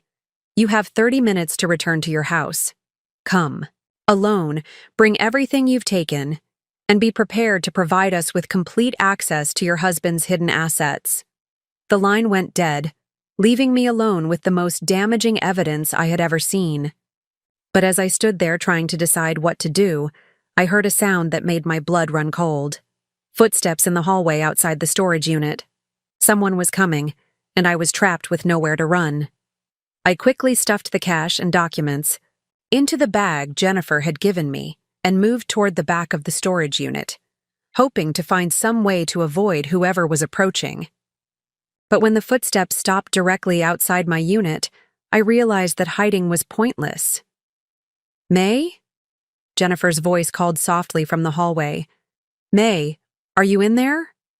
I couldn't believe what I was hearing. Jennifer, how did you get here? They said they had kidnapped you. Jennifer appeared in the doorway of the storage unit, and for the first time since I had known her, she looked genuinely surprised. Who said they kidnapped me? I've been monitoring your progress from the surveillance van. What are you talking about? I showed her the text message on my phone, and Jennifer's expression immediately shifted from confusion to alarm. May, I didn't send this message, and more importantly, no one in our operation would have told you to return to your house. That location has been compromised since yesterday. Then who sent this? Who knew I was here? Jennifer studied the message more carefully, her expression growing darker. This came from someone with access to real-time surveillance of your activities. Someone who knew exactly where you were and what you were doing at the precise moment. You received the message. Aaron? No. This is much more sophisticated than anything Aaron could coordinate from Miami. This is someone with professional surveillance capabilities and the resources to coordinate a complex deception operation. Jennifer pulled out her own phone and made a call that connected immediately. Evans, we have a problem. Someone intercepted our operation and attempted to redirect Mrs. Richardson using false threat communications. No, I'm fine. I was never. In danger? Yes, we need immediate backup at the storage facility. She hung up and turned to me with an expression I had never seen before. Genuine fear. May, we're not just dealing with Aaron's criminal associates anymore. Someone with significant resources and professional capabilities has been monitoring our entire investigation. What does that mean?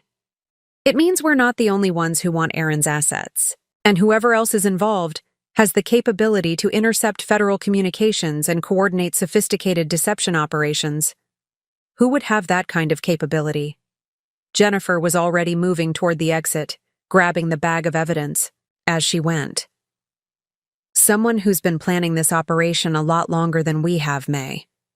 Someone who's been waiting for us to do exactly what we just did.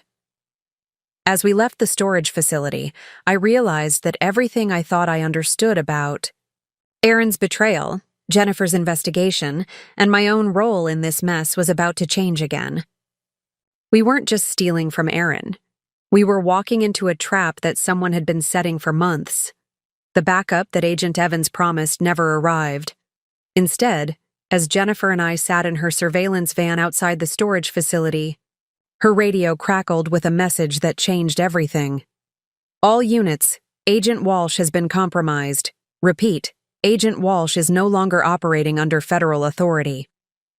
Jennifer's face went pale as she reached for the radio, but before she could respond, it crackled again with a voice I didn't recognize. Mrs. Richardson, Agent Walsh is not who she claims to be. You are in immediate danger.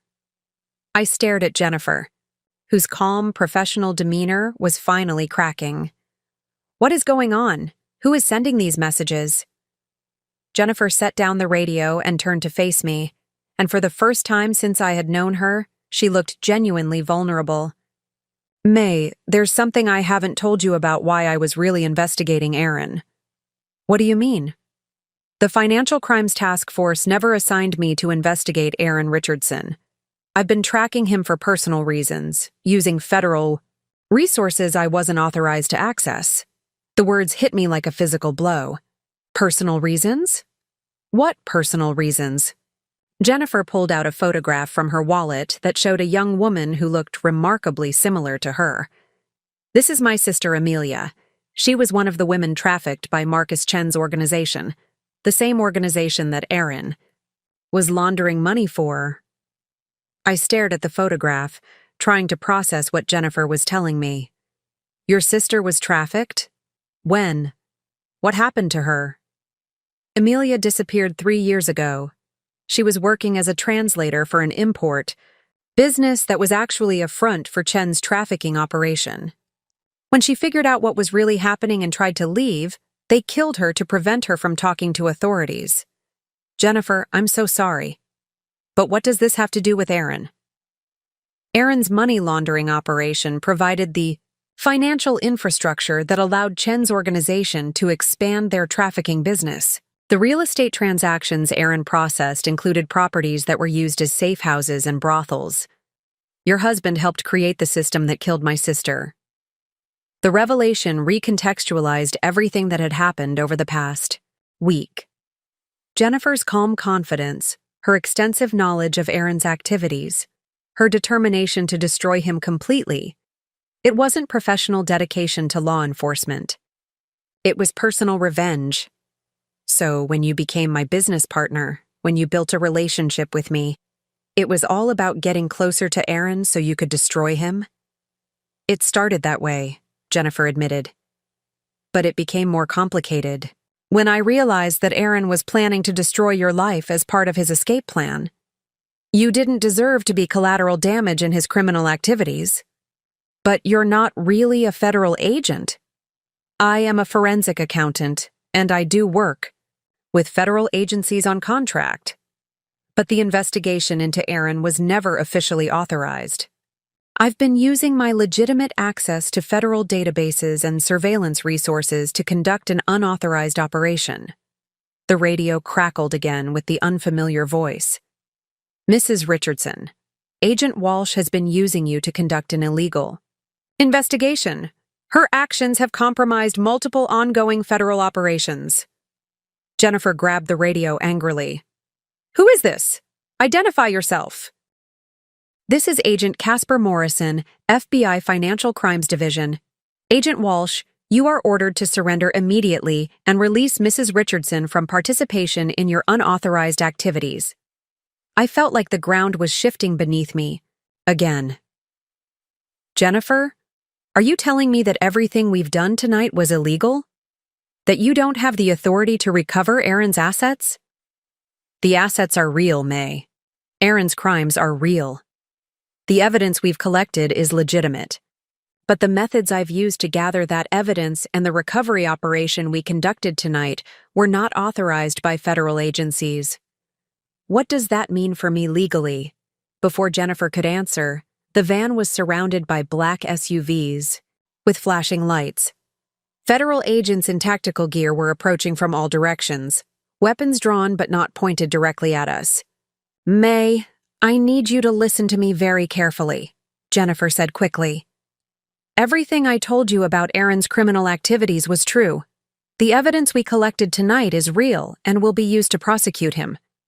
But I need you to tell these agents that you were cooperating with what you believed was a legitimate federal investigation. But I was cooperating with a legitimate federal investigation, wasn't I? Not exactly. But you didn't know that. which means you're protected as an unknowing participant in an unauthorized operation.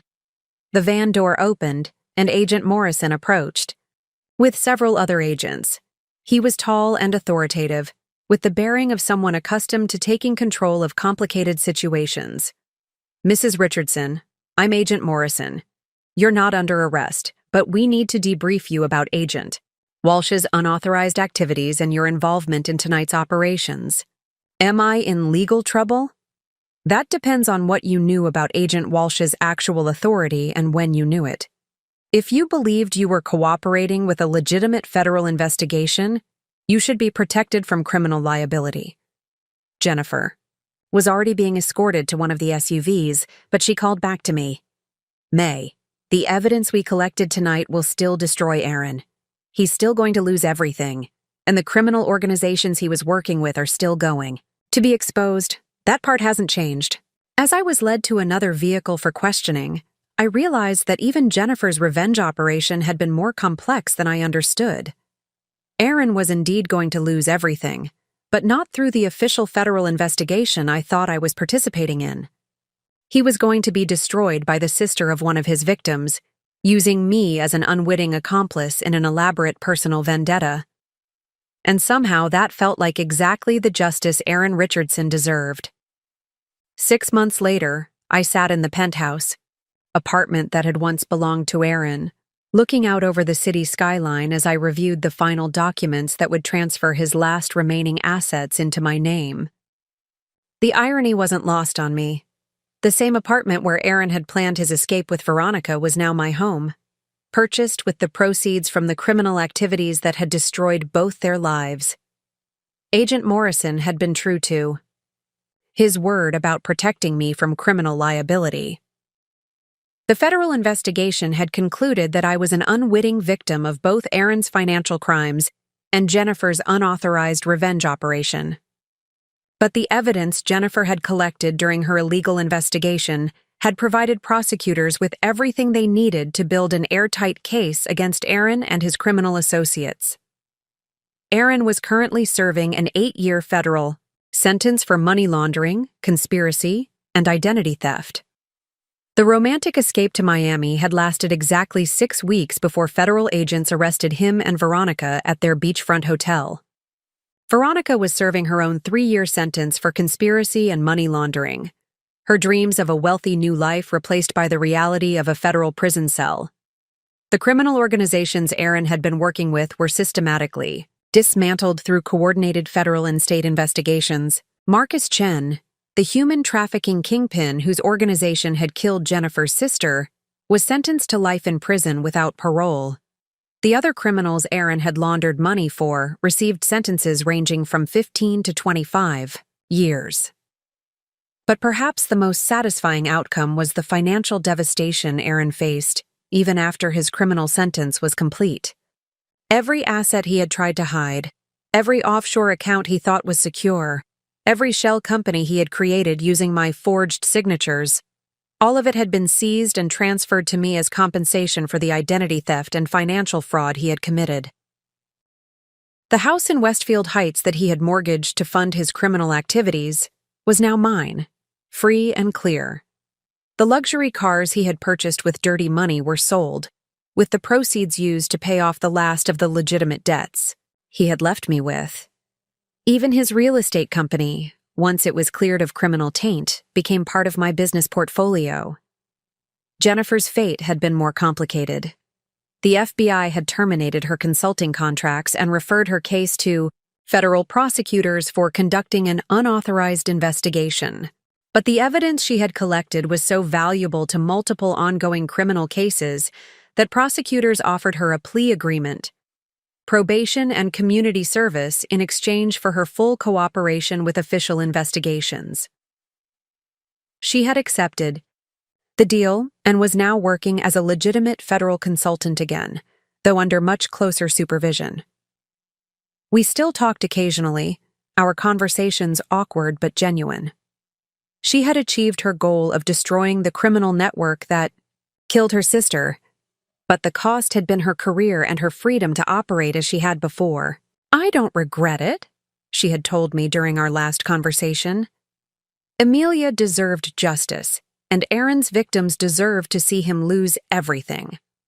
The methods were questionable, but the results were exactly what needed to happen. I understood her perspective, even as I struggled with the knowledge that I had been manipulated by someone I trusted. Jennifer's revenge had ultimately saved me from Aaron's betrayal, but it had also made me question my judgment about everyone in my life. The consulting business Jennifer and I had built together was thriving under my sole ownership.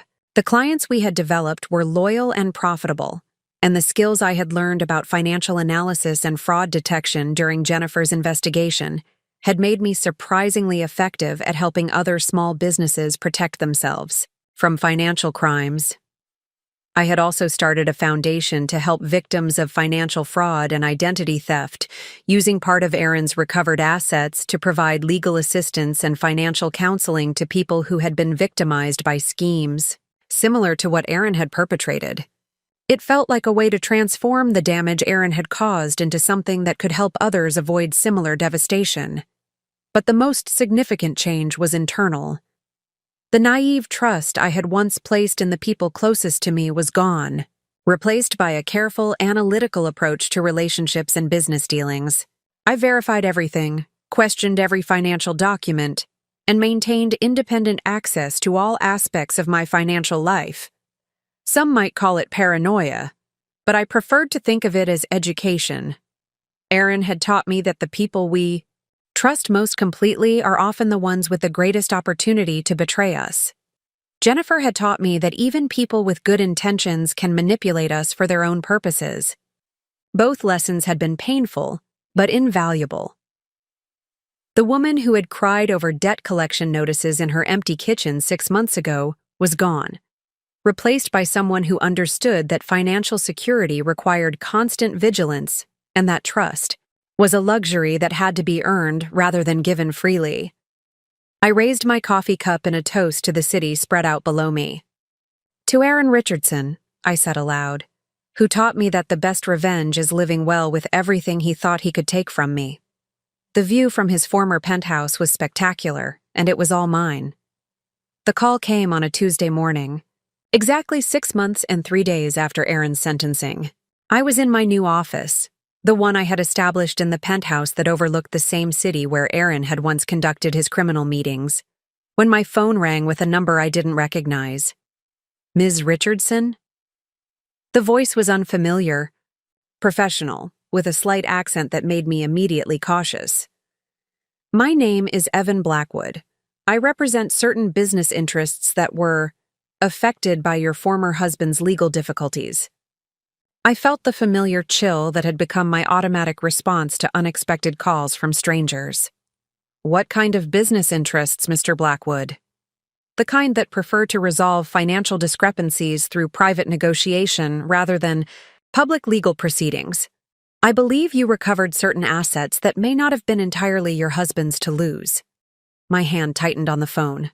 Despite all the federal investigations, despite Aaron's imprisonment, and the dismantling of his criminal network, there were still people out there who believed they had legitimate claims to the money I had recovered. Mr. Blackwood, every asset I recovered was legally transferred to me as compensation for identity theft and financial fraud. Those transfers were approved by federal prosecutors and validated by federal courts. Legal ownership and practical ownership are sometimes different concepts, Ms. Richardson. Some of my clients invested substantial resources in your former husband's business ventures with the expectation of specific returns. Your recovery of those assets has created complications. I smiled as I walked to my desk and opened the secure folder I had been hoping to use for months. Mr. Blackwood, I think you should know that I'm no longer the naive woman who trusted explanations about business activities. I've learned quite a lot about financial crimes and federal investigations. I'm sure you have, but federal protection is temporary, and federal attention eventually moves on to other cases. You're absolutely right, I said, pulling out a specific document, which is why I took some additional precautions. Tell me, Does the name Evan Blackwood mean anything to your real employers? Because according to the records I recovered from Aaron's files, Evan Blackwood has been dead for 3 years. You're actually Michael Santos, and you're currently wanted by the FBI for racketeering. The silence on the other end of the line was profound. Furthermore, Michael, this conversation is being recorded and transmitted in real time to Agent Morrison. At the Financial Crimes Division, I believe there's a federal warrant for your arrest that's been outstanding since 2022. You're bluffing. Am I? Agent Morrison, are you there? A new voice came on the line, one I recognized immediately. Mr. Santos, this is Agent Morrison. You're under arrest. Federal agents are currently surrounding your location. I suggest you surrender peacefully. I heard sounds of commotion on the other end, shouting, doors slamming, what sounded like someone running. Then the line went dead. My phone rang again immediately. May, it's Agent Morrison. Outstanding work. Santos was the last major player from Aaron's network who is still operating. This arrest completes our entire case. How did you know he would call? We've been monitoring communications from the remaining criminal associates for months, waiting for someone to be stupid enough to contact you directly. Santos walked right into our trap. I leaned back in my chair, looking out at the city that no longer held any threats or uncertainties for me. So it's really over? It's really over. Aaron's criminal network is completely dismantled. Every major player is either in prison or under arrest. The money laundering operation is shut down permanently, and there's no one left who has any legitimate claim to the assets you recovered. After hanging up with Agent Morrison, I sat quietly in my office for a long time, processing the finality of what had just happened. The last thread connecting me to Aaron's criminal world had been severed. There would be no more threats, no more mysterious phone calls, no more looking over my shoulder. That evening, I hosted a small celebration dinner in the penthouse. Jennifer was there, having completed her community service and fully reinstated as a federal consultant. Agent Morrison attended with his wife, celebrating the successful conclusion of one of the largest financial crime cases in the region's history. Even my sister flew in from Portland, marveling at the transformation in my life. To second chances, Jennifer said, raising her glass of wine, and to the complete destruction of everyone who underestimated May Richardson. As we toasted, I looked around at the home that had once represented Aaron's criminal success and was now the foundation of my legitimate new life. The consulting business was thriving. The foundation had helped hundreds of fraud victims. My personal wealth, recovered from Aaron's hidden assets, was being invested in legitimate businesses and charitable causes. Aaron Richardson had intended to destroy my life as collateral damage in his criminal escape plan. Instead, his betrayal had led to the complete destruction of everything he had built and the creation of something far better in its place. The game was over, and I had won everything. Up next, you've got 2 more standout stories right on your screen. If this one hit the mark, you won't want to pass these up. Just click and check them out. And don't forget to subscribe and turn on the notification bell so you don't miss any upload from us.